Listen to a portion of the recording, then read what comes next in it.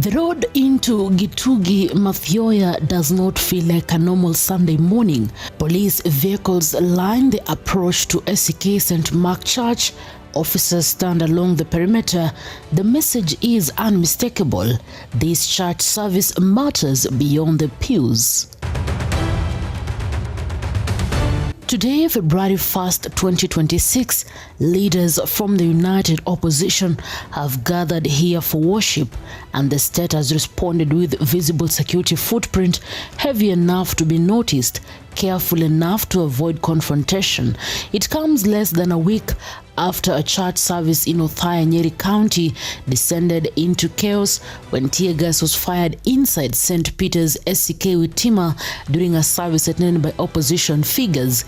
That earlier incident changed the temperature.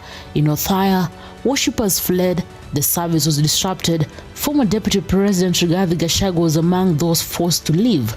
Church leaders condemned it. Human rights groups raised alarms.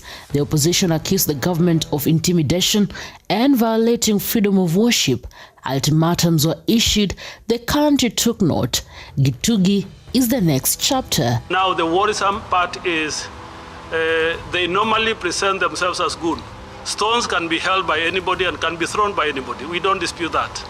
But who threw tear gas in an active worship in the church must be part of our security agencies. You cannot even deny a witch doctor from coming to church. Even about to deny a politician.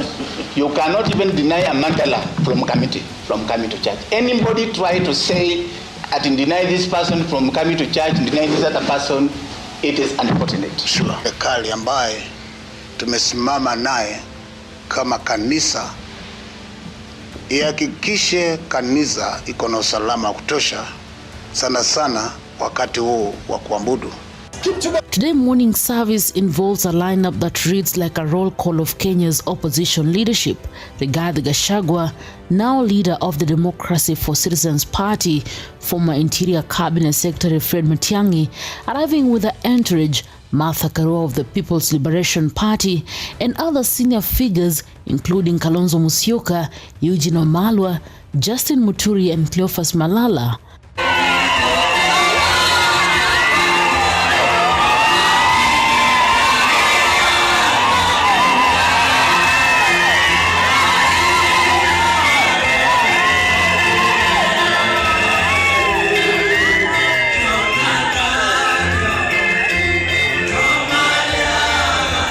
Videos and images published online shows police officers stationed around the church compound and along access roads.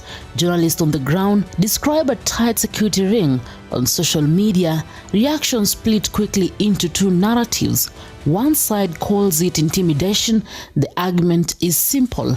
Churches have become political pressure point, and the show of force is meant to discourage opposition mobilization, especially in Mount Kenya, a region now central to shifting political alliances. Sisi ndio tuliombea hii njangili iingie na sisi ndio tutaiombea itoke. Nikastuka. Nani mchungaji alisema hivyo. That is how bitter Kenyans are. Hakuna mtu hajateseka, hakuna mtu hateseki, biashara haziko. Juzi akasema ati watoto warudi shule bila pesa, bila uniform. What are you telling the teachers? Masomo imeisha. The other side frames it as precaution.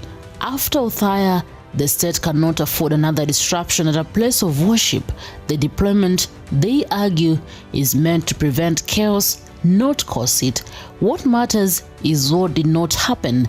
Unlike Othaya, there are no reports of tear gas, no forced dispersal, no injuries. The service proceeds. The leaders attend, worship continues. In that sense, Gitugi becomes a controlled contrast, high tension without escalation.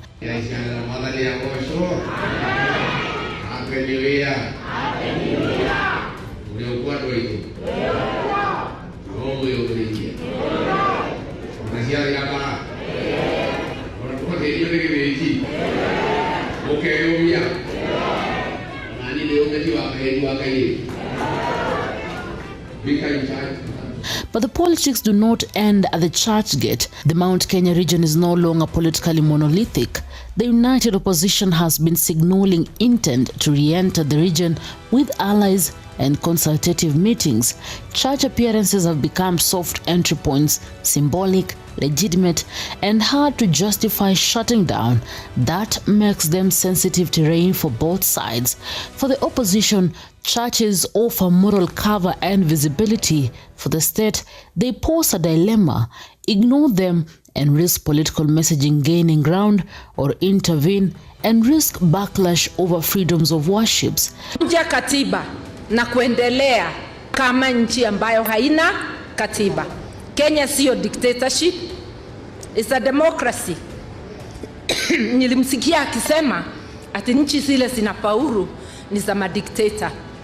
Mimi namuelezea, enda utafute nchi ya dikteta uhamie huko. Hapa Kenya hatutakuruhusu. Na tukisema hatutamruhusu viongozi pamoja na wananchi, ni kweli hataweza. Lakini tukiwachilia tutawanyike, atafanya ile anataka. Leo ni Rigiji, kesho itakuwa ni Kalonzo, kesho yake ni mwingine. Ukiona mwenzako ameingiliwa, jua kesho ni wewe. Othaya showed the cost of getting it wrong. Gitugi appears to be an attempt at recalibration. Police presence is heavy but restrained. Leaders arrive and depart without incident. The optics are still uncomfortable, but the red line, another charge disruption, is not crossed. This balancing act reflects a broader pattern in Kenyan current political moment. Opposition activity is expanding, security responses are tightening, each side is testing limits, watching reactions, adjusting tactics. Statements from opposition figures after Othaya warned of mass action if arrests were not made. Church leaders demanded accountability. Civil society groups reminded the state that sanctuaries are not battlegrounds. Against that backdrop, Gitugi becomes more than a Sunday service, it is a stress test. Can opposition leaders move freely without confrontation? Can the state secure events without provoking outrage? Can churches remain spaces of worship without becoming a political flashpoints? So far, the answer is cautious yes, but fragile. As the service continues, attention shifts to what comes next. The united opposition has plans for rallies in the region. Security agencies will be watching closely, so will the public. Kenya has been here before, moments where tension builds quietly, not through speeches, but through posture, where police deployment, venue choices, and symbolism matters as much as words.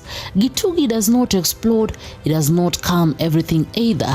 It simply confirms that the country is in a phase where even Sunday worship is political terrain, and in Mount Kenya, that terrain is being contested carefully, visibly, and in real time.